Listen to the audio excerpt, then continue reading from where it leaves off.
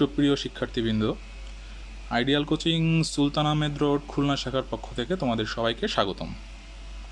তো আজকে হচ্ছে আমরা তোমাদের জীববিজ্ঞান পাঠ্য বইয়ের 12তম অধ্যায় সম্পর্কে কিছু আলোচনা করব। তো এটা নবম ও দশম শ্রেণীর জন্য। তো এখানে আমরা প্রথম থেকে যা দিয়ে শুরু করব সেটা হচ্ছে অধ্যায়ের নামটা হচ্ছে জীবের বংশগতি এবং বিবর্তন। তো এখানে আমাদের ফার্স্টে শুরু করতে হবে হচ্ছে জীবের বংশগতি। বংশগতি বলতে মূলত জিনিসটা কী বোঝায় সেটা হচ্ছে যে আমরা পৃথিবীতে যত মানুষ বসবাস করি এবং যত জীব প্রজাতি আছে, যেমন উদ্ভিদ আছে, লক্ষ লক্ষ প্রজাতির উদ্ভিদ এবং লক্ষ লক্ষ প্রজাতির প্রাণী আছে, প্রত্যেকটা জীবেরই স্বকীয় তার নিজস্ব কিছু বৈশিষ্ট্য আছে এবং এই বৈশিষ্ট্যের কারণে পৃথিবীতে প্রত্যেকটা জীব একজন অপরটা থেকে সম্পূর্ণ আলাদা। তো এই বৈশিষ্ট্যগুলো দেখা যাচ্ছে যে তার জীবের ভিতরে যে বিষয়বস্তুর মাধ্যমে থাকে সেই জিনিসগুলোকেই মূলত বংশগতির আওতাভুক্ত করা হয়। তো এই যে বৈশিষ্ট্যগুলো, এই বৈশিষ্ট্যগুলো এক প্রজন্ম থেকে পরবর্তী প্রজন্মে সম্পূর্ণভাবে স্থানান্তরিত হতে পারে, কখনো আবার কখনো আংশিক রূপে স্থানান্তরিত হতে পারে এবং সেটা অবশেষে পরিস্ফুটিত হয়। তো দেখা যাচ্ছে যে একটা উদ্ভিদ থেকে, যেমন ধরে নাও আম গাছের বীজ থেকে যে চারাটা তৈরি হবে সেই চারাটা মূলত আম গাছই হবে। ঠিক একইভাবে যদি আমরা পাটের বীজ থেকে কোনো পাটের যে বীজটা আছে সেই বীজ থেকে যে গাছটা জন্মাতে পারে সেই বীজটাও কার হবে, সেটা হবে পাটের বীজ। তো এইভাবে দেখা যাচ্ছে কি যে বংশগতি ও বৈশিষ্ট্য ট্রান্সফারের মাধ্যমে একটা জীব থেকে আরেকটা জীবের সৃষ্টি হচ্ছে। তো এইভাবে বলছে কি যে এইভাবেই বংশানুক্রমে প্রজাতির বৈশিষ্ট্যটা বজায় থাকে। তো বংশগতি ধারা বজায় রাখতে গেলে কি কি কাজ করতে হয় সেটা হচ্ছে প্রথমে আমরা দেখব বংশ পরম্পরায় চারিত্রিক বৈশিষ্ট্য বহনকারী যে উপাদান। তোমাদের পাঠ্য বইয়ের 256 নম্বর পেজের 12.1.1 নম্বর যে টপিক্সটা আছে সেখানে উল্লেখ করা আছে, এখানে বংশগতি বস্তু নামে উল্লেখ করা আছে। তো সেখানে আমরা দেখব যে এক প্রজন্ম থেকে পিতামাতার বৈশিষ্ট্যগুলো তাদের সন্ততিতে অর্থাৎ পরবর্তী বংশধরে যে ভাবে সঞ্চারিত হয় সেইটাকে বলা হচ্ছে বংশগতি বস্তু। তো এই বংশগতি বস্তু যদি আলোচনা করতে হয় তাহলে সর্বপ্রথম যে জিনিসটার নাম আসবে সেটা হলো ক্রোমোজোম। আমরা অনেকেই জানি, ছোট ক্লাস থেকে অনেক জায়গায় আমরা পড়ে আসছি যে ক্রোমোজোমটা কি। মূলত ক্রোমোজোমকে এক কথায় আমরা ছোটোবেলা থেকে জানছি যে ক্রোমোজোমকে বংশগতির ধারক এবং বাহক বলা হয়। কেন, কথাটার অর্থ কী? ধারক কথাটার অর্থ কী? ধারক কথাটার অর্থ হচ্ছে কি ধারণ করে রাখে, অর্থাৎ বংশগতির যে বৈশিষ্ট্যগুলো আছে সেগুলোকে ধারণ করে রাখে। এবং বাহক বলতে আমরা কাকে বোঝাই? যারা কোনো কিছুকে বহন করে এক স্থান থেকে অন্য স্থানে নিয়ে যায়, এদেরকে আমরা বাহক বলে থাকি। তো ঠিক সেই ক্ষেত্রে ক্রোমোজোমকে বংশগতির ধারক এবং বাহক বলে আখ্যায়িত করা হচ্ছে। এবং বংশগতির প্রধান উপাদান হচ্ছে ক্রোমোজোম, মানে স্টার্টিং হবে হচ্ছে ক্রোমোজোম থেকে। একটা নিউক্লিয়াসের নিউক্লিওপ্লাজমের বিস্তারিত যে সূত্রাকার যে ক্রোমাটিন বস্তুটা আমরা দেখতে পাই, তোমাদের পাঠ্য বইয়ে উল্লেখ করা আছে সূত্রাকৃতির ক্রোমোজোম, সেটাকে হচ্ছে মূলত ক্রোমোজোম হিসেবে আমরা চিনি। এটা সর্বপ্রথম কে আবিষ্কার করেন সেটা হলো বিজ্ঞানী স্ট্রাসবার্জার। 1875 সালে তিনি সর্বপ্রথম এই ক্রোমোজোমটা আবিষ্কার করেছিলেন এবং বলছে যে এর একটা নির্দিষ্ট আকার এবং আকৃতি আছে। যেমন এটা হচ্ছে যদি দৈর্ঘ্যের হিসাব করি, সে দৈর্ঘ্য হচ্ছে 3.5 থেকে 30.0 অর্থাৎ 30 মাইক্রন, এবং যদি প্রস্থ হিসাব করি সেই ক্ষেত্রে 0.2 থেকে 2.0 মাইক্রন হয়ে থাকে। এটা মূলত তোমাদের অবজেক্টিভের ক্ষেত্রে আসতে পারে। সৃজনশীলের ক্ষেত্রে দেখা যাচ্ছে এখান থেকে প্রশ্ন না আসলেও অবজেক্টিভে কিন্তু ভিতর থেকে যে কথাগুলো বললাম এটা আসার মতো অনেক ইম্পর্টেন্ট।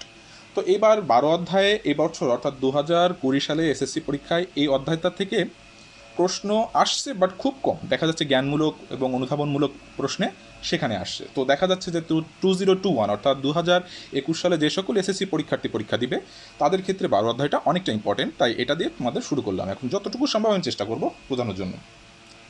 এখানে বলছে যে ক্রোমোজোমের কাজ কি, সেটা হচ্ছে পিতামাতার থেকে জিন জিনিসটা কি? জিন হচ্ছে প্রত্যেকটা জীবের যে বৈশিষ্ট্য আছে সে বৈশিষ্ট্য বহন করে। অর্থাৎ মানবদেহে আমরা জানি যে মানবদেহ কেন, শুধু জীবদেহের প্রতিটি বৈশিষ্ট্যের জন্য একটা করে নির্দিষ্ট ফ্যাক্টর অথবা জিন দায়ী থাকে। এটা আমরা জানি। তো ক্রোমোজোমের এই কাজটা হচ্ছে কি, যে এই পিতামাতা থেকে এই জিনটাকে বহন করে নিয়ে পরবর্তী বংশধর অর্থাৎ সন্তান সন্ততিতে বহন করে নিয়ে যাবে। তো আমরা দেখছি কি যে কিছু কিছু মানুষের, পৃথিবীর সব মানুষ কিন্তু একরকম দেখতে হয় না, বা তাদের গার যে কালার বা তাদের ফিগার বা চুলের প্রকৃতি, চামড়ার গঠন, কোনো কিছুই আমরা কোনো কিছুর সাথে মিল পাই না। তো কেন হয় এটা? এটা হচ্ছে এই জিনগত বৈশিষ্ট্যের কারণে। তো দেখা যাচ্ছে কোনো মানুষের চোখের রঙটা একরকম হবে, তার চুলের প্রকৃতিটা একরকম হবে, আমাদের যে চামড়া আছে, আমাদের গড়ন, আমাদের বৈশিষ্ট্য সম্পূর্ণ সব কিছু আলাদা। তো দেখা যাচ্ছে কিছু মানুষ কালো হয়ে থাকে, কিছু মানুষ ফর্সা হয়ে থাকে।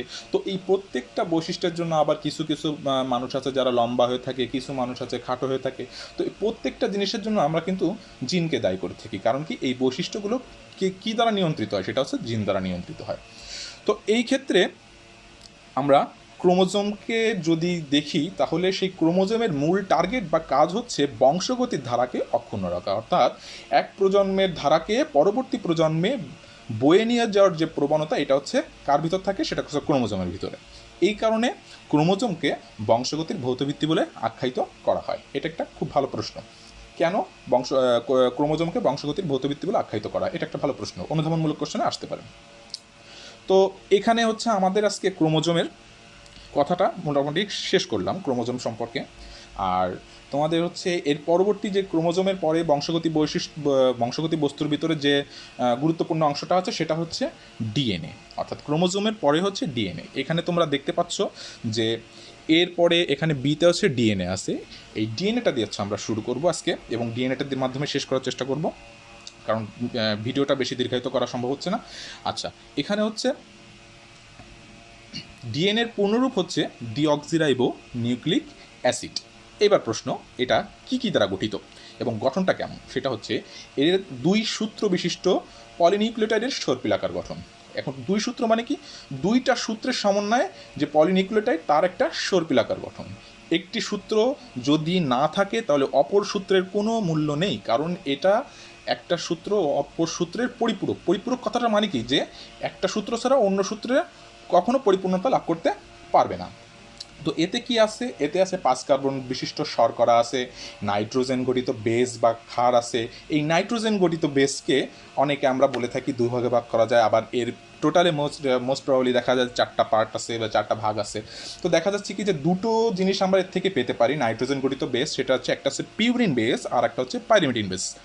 এই পিউরিন বেস আবার দুটো ভাগে ভাগ, সেটা হচ্ছে একটা হচ্ছে অ্যাডেনিন, যেটাকে এ দ্বারা প্রকাশ করা হয়, এবং আরেকটা হচ্ছে গুয়ানিন, যেটাকে জি দ্বারা প্রকাশ করা হয়।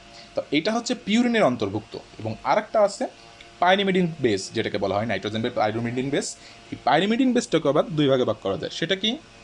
সাইটোসিন এবং থায়ামিন। সাইটোসিনকে সি দ্বারা প্রকাশ করা হয় এবং থায়ামিনকে টি দ্বারা প্রকাশ করা হয়। তো এইবার আমরা এর কিছু বেসিক কথাবার্তা জানবো, সেটা হচ্ছে মার্কিন বিজ্ঞানী ওয়াটসন এবং ইংরেজ বিজ্ঞানী ফ্রান্সিস ক্রিক, মার্কিন বিজ্ঞানী জেমস ওয়াটসন এবং ইংরেজ বিজ্ঞানী ফ্রান্সিস ক্রিক, তিনি 1953 সালে প্রথম এই ডিএনএ অণু ডাবল হেলিক্সটা গঠন প্রদান করেছিল। এই কাজের জন্য তাকে আবার নোবেল প্রাইজও দেওয়া হয়েছিল। তো এই যে নাইট্রোজেন বেসগুলো, এই নাইট্রোজেন বেসগুলো কীভাবে একে অন্যের সাথে পরস্পরের পরিপূরক হিসেবে আমরা কাজ করে এবং কীভাবে ডিএনএর গঠনটা করে, সেটা আমরা এখন একটু শুনে নেব, দেখে নেব। সেটা হচ্ছে তোমাদের বইতে 258 নম্বর পেজে এর বর্ণনাটা দেওয়া আছে, এবং 257 নম্বর পেজে তোমাদের চিত্রটা দেওয়া আছে। এই চিত্রটা দেখলে বুঝবা যে এখানে একটি সূত্রের ডিএনএর, মানে ডিএনএর একটি সূত্রের অ্যাডেনিন অপর সূত্রের থায়ামিনের সাথে দ্বিবন্ধন অথবা ডাবল বন্ড দ্বারা আবদ্ধ হওয়ার মাধ্যমে সূত্র গঠন করবে। এবার প্রশ্ন হচ্ছে কি, যে অ্যাডেনিন আর থায়ামিন এটা তো দুইটা বেজের, দুই রকম বেজের, অর্থাৎ একটা পিউরিন বেজের আর একটা হচ্ছে পাইরিমিডিন বেজের। তো পিউরিন বেজের থেকে একটা আসবে এবং পাইরিমিডিন বেজের থেকে আর একটা আসবে। তো পিউরিনের থেকে অবশ্যই অ্যাডেনিন আসলে পরে পাইরিমিডিন বেজ থেকে অবশ্যই থায়ামিনটা আসবে। এই থায়ামিন এবং অ্যাডেনিন পরস্পরের সাথে ডাবল বন্ড অর্থাৎ দ্বিবন্ধনে আবদ্ধ হওয়ার মাধ্যমে এরা এই সূত্রটা গঠন করবে। অপরদিকে পিউরিন বেজে আরেকটা কি বাকি থাকলো, সেটা হচ্ছে গুয়ানিন। এই গুয়ানিনটা আসবে পাইরিমিডিন বেজের সাইটোসিনের সাথে, এবং এরা পরস্পরের সাথে ত্রিবন্ধনে আবদ্ধ হয়ে ডিএনএ অণুর গঠন তৈরি করবে।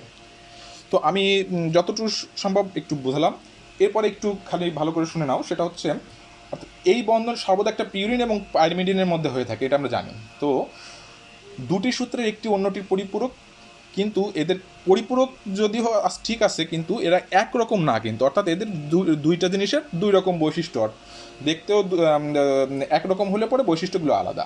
তো এখানে হেলিক্স বলছে যে হেলিক্সের একটা পূর্ণ ঘূর্ণন, অর্থাৎ একবার পূর্ণ ঘুরে আসলে পরে এটাকে বলা হচ্ছে, এর যে দূরত্ব হবে তখন এই দূরত্বটা হবে হচ্ছে 34 অ্যাংস্ট্রম। এই এর উপরে একটা গোল চিহ্ন দেওয়া আছে, এটাকে বলা হয় অ্যাংস্ট্রম, ঠিক আছে, এর উপর।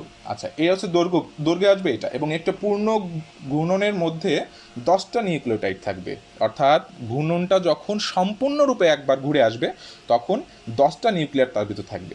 সুতরাং এখানে বলছে যে পাশাপাশি দুটো নিউক্লিয়ার যদি থাকে, তাহলে এই দুটো নিউক্লিয়ার, এটা আমাদের হিসাব করতে হবে পাশাপাশি বলতে একদম ডান বাম এভাবে না, উপর থেকে আমাদের হিসাব করতে হবে, উপরের থেকে নিচের দিকে আসবে যখন, এই উপর থেকে নিচেকে আমরা পাশাপাশি হিসেবে আখ্যায়িত করছি। তো এই হিসাব অনুযায়ী এই পাশাপাশি দুইটা নিউক্লিওটাইডের মধ্যবর্তী দূরত্ব হচ্ছে 3.4 অ্যাংস্ট্রম, যেটাকে 1 অ্যাংস্ট্রম সমান আমরা হিসাব অনুযায়ী জানি, কিন্তু আমাদের বইতে উল্লেখ করা আছে 10⁻⁻10 মিটার। তো এইবার ডিএনএ এর দুটি পলিনিউক্লিওটাইড সূত্র বিপরীতভাবে অবস্থান করে, এটা আমরা সবাই জানি। তো এইভাবে অনেকটা পেঁচানো সিঁড়ির মতো, যে কারণে এটাকে বলা হয় ডাবল হেলিক্স। এই ডাবল হেলিক্স কথাটা মানে হচ্ছে পেঁচানো সিঁড়ি। এই পেঁচানো সিঁড়ির মতো এই জিনিসটা কাজ করবে, এবং ক্ষারগুলো সাহিত্যভাবে প্রধান অক্ষের সাথে লম্বভাবে অবস্থান করে, অর্থাৎ ডিএনএ অণুর বাইরের দিক দণ্ড দুইটার পরপর সুগার এবং ফসফেট দিয়ে গঠিত, এটা আমরা জানি। এবং এদের ভিতরকার কী থাকে, নাইট্রোজেন বেস থাকে, যেটা থেকে আমরা কী কী পাইছি, পিউরিন পাইছি এবং পাইরিমিডিন বেস পাইছি। তো এইটাই হচ্ছে মূলত ডিএনএ অণুর গঠন। তো আজকে হচ্ছে আমরা এই পর্যন্তই দেখলাম। আমাদের পরবর্তী ক্লাস যদি আমাদের সম্ভব হয়, তো আমরা পরবর্তী ক্লাসে আমরা বি নাম্বার পয়েন্ট, অর্থাৎ সি নাম্বার পয়েন্ট, যেটা আরএনএ আছে, সেই আরএনএ নিয়ে তোমাদের সাথে বিস্তারিত আলোচনা করব। তো আজকে এ পর্যন্তই, সবাই ভালো থাকো, সুস্থ থাকো, এই কামনা করি।